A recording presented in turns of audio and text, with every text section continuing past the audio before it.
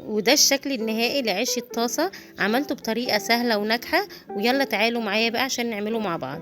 ازيكم عاملين ايه؟ النهارده انا معاكم في فيديو جديد. هعمل معاكم العيش الشامي او عيش الطاسة. انا جبت كيلو دقيق، اي نوع دقيق متاح عندك بتجيبيه وتنخليه بالشكل دوت.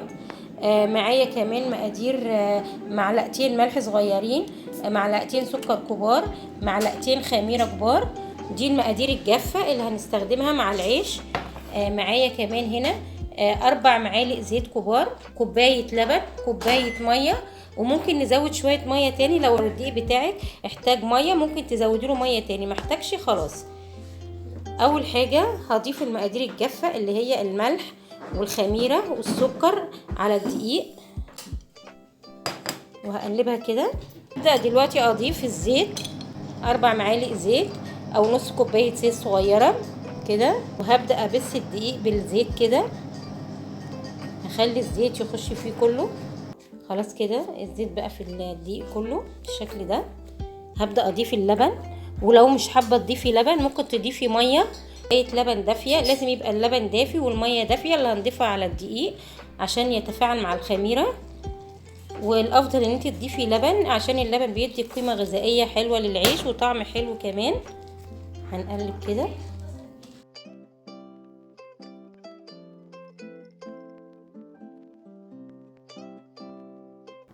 هضيف شوية من المية من الكوباية، هضيف نص الكوباية وهعجن، وكل ما احتاج مية ممكن اضيف شوية كمان لحد ما الاقي العجينة اتلمت معايا كلها في الطبق. ودوت بيبقى دليل ان المية خلاص كده تمام والعجينة كده تمام، لما الاقي العجينة كلها اتلمت معايا وما بقاش فيه بقايا في الطبق اللي انا بعجن فيه ولا في ايديا كمان. خلاص كده العجينة اتلمت معايا، وهي خدت معايا 2.25 كوب مية او سوائل، كوباية لبن وكوباية وربع مية بالحجم دوت، اللي هي كوباية الشاي العادية 250 ملي. خدت معايا 2.25 كوب سوائل، كوباية لبن وكوباية وربع مية. اول ما تلاقي العجينة اتلمت كده معاكي وما بقاش فيه دقيق، وايديكي كمان هي ما بقاش فيها دقيق كتير او مش ملزقه اهي، لازم تعجني كده كويس كده عشان العجينه كل ما تتعجن كويس كل ما تديكي نتيجه حلوه.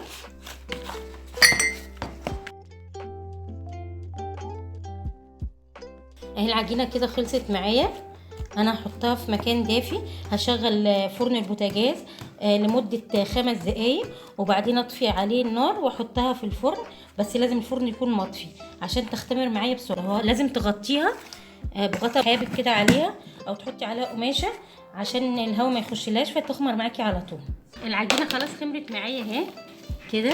انا هطلع الهواء منها كده وهاخدها بقى عشان ابدأ اشكلها.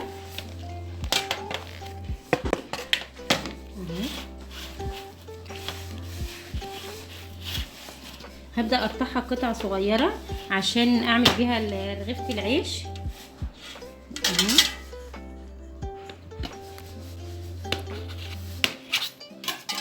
هيبقى الرغيف مثلا بالحجم دوت كده. هبدأ افرده كده على ايديا وهلفه كده عشان يبقى مورق معايا من جوه او في قلب من جوه كده. وهبدأ ارصه اهو كده.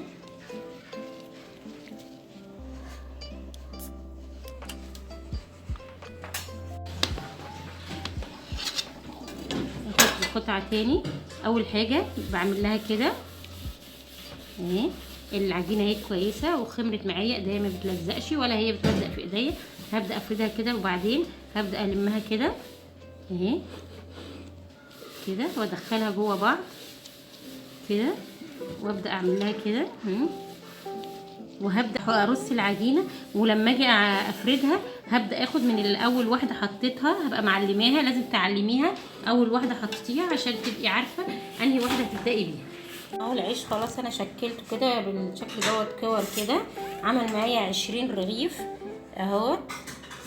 وانا هغطيه لمدة 10 دقايق لحد ما العجينة تهدى معايا، وبعد كده هبدأ افرده ولازم تغطيه عشان وشه ما ينشفش، عشان تساعدي ان هو يرجع يختمر معاكي تاني.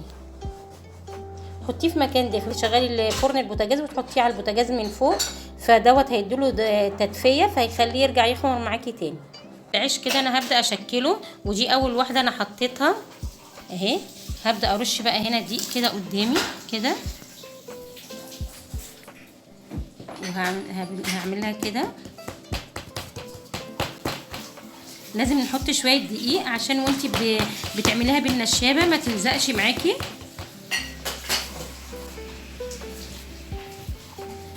وبتفرديها بالسمك او بالحجم اللي انتي حباه.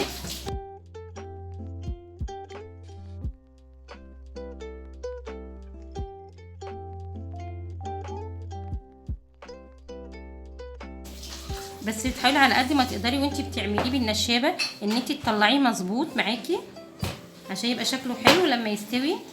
الحجم بتاعه اهو كده. وهبدا احطه هنا، هرصه بس كل رغيف هرصه لازم اغطيه بعد ما ارصه. صينيه وسخنتها كده، وهبدا اضيف فيها العيش اهو بالشكل ده. وانا بقى لما احط العيش كده على الصينيه لازم افضل اقلبه كده على النار يتحرك كده.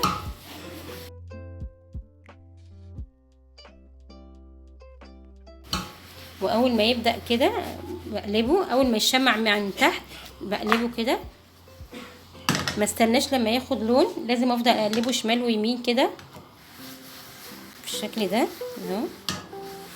بحركه كده دايما، ايدي في الطاسه كده، وانا بقى ايديا كده بالطاسه لازم اقلبها كده او احركها اهو، واروح قلبه كده.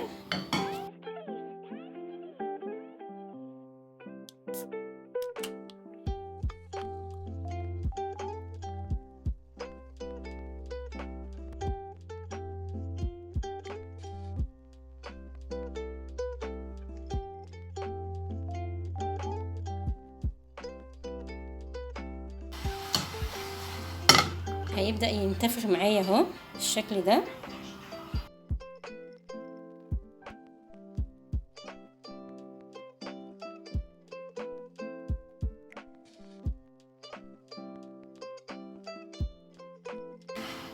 لازم افضل احرك كده.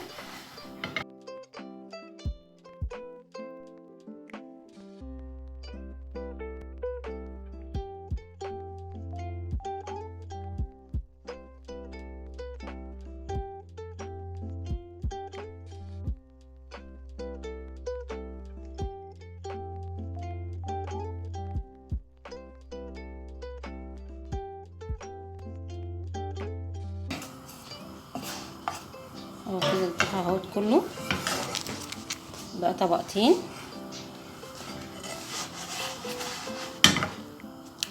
هبدأ دلوقتي هضيفه هنا. انا جبت فوطة وقماشة وحطيت بقى العيش اللي انا بعمله بالشكل ده اهو، بضيفه هنا كده عشان انا لازم احافظ عليه يفضل طري، فبغطيه كده. وباقي العجين انا حطاه جنبي على البوتاجاز كده عشان يبقى قريب ليا. هتحطي العيش على النار، تهدي النار، وبعد كده بتروحي معلياها عشان لو حطيتي العيش على النار وهي عاليه قوي ممكن يتلسع منك، فبتهديها شويه وبعد كده بتعليها. الرغيف اهو التاني اهو بعد ما استوى معايا. وتخلي بالك اوعي تمسكي الرغيف بايدك وهو على النار لحسن تتلسي، عشان هو بيبقى شايل سخونيه كتير. هبدا احطه هنا بالشكل ده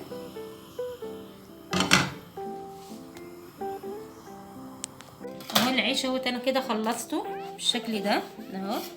وكده هنفتحه كده نعمل بيه سندوتشات بقى كده اهو.